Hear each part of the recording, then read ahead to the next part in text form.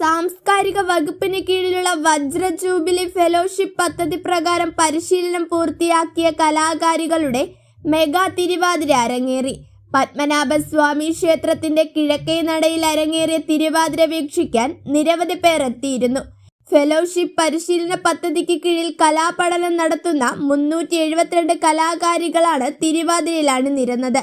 ജില്ലയിൽ പരിശീലനം നൽകുന്ന 12 ഫെലോഷിപ്പ് കലാകാരർ ചേർന്നാണ് തിരുവാതിര അഭ്യസിച്ചത്.